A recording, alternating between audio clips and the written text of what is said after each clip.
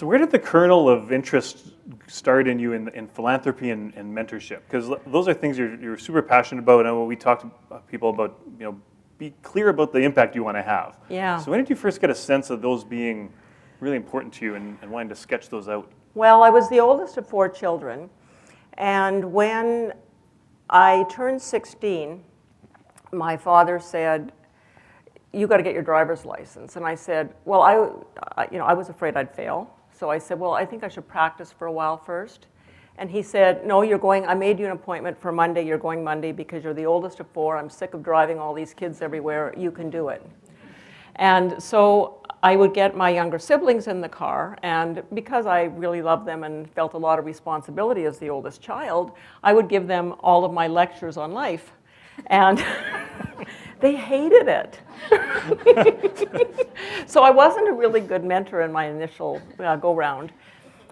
When I was working at Potash, I had a department that had positions in it that kind of covered the spectrum, so that, for example, market research, where you had to understand the nitrogen business, the phosphate business, the potash business, so I could have somebody come in there and they could learn all 3 businesses, and then they had they might come in from nitrogen, but they'd have a chance to go out to phosphate because they had learned all 3 aspects of the business.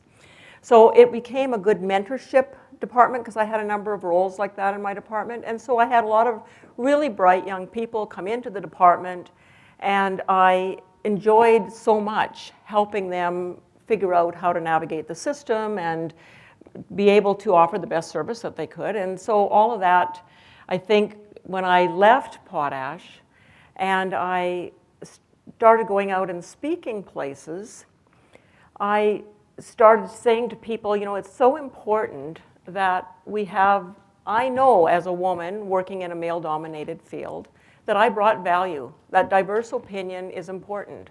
And we need more women in the system. And so I would say, I'd go to these, Saskatoon Club, mostly men were there. They gave me an award for my work, which was very nice of them. And I got up, and in my speech I said, you all have women in your organization. They're having trouble navigating the patriarchal system. They need mentorship. And then they would all phone the next day and say, I have a woman in my office, would you mentor her? And it quickly became apparent to me that I couldn't adopt the world. And so I would say to people, I have a lot of friends that are accomplished women. Let me have lunch with the woman in your office and I'll match her with somebody. And then I make jokes that when you're running a free business, it's very easy to grow your business. And so then I got too big. And so I had too many people that were calling wanting a match. So I went to the Edwards School of Business and said, I have a model for a mentorship program, and if you will administer it, I will pay for it. And so that's when I started the mentorship program, which is 10 years ago now, and it's been one of the really gratifying things that it's just wonderful to see women come into the program that we all have doubt. Like, all of us, even if we pretend that we don't. We all tend to judge our insides by other people's outsides.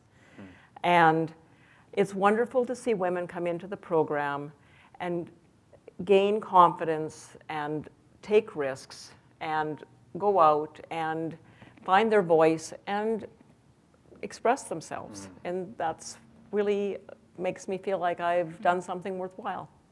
That's pretty cool. Yeah, that's awesome. Totally.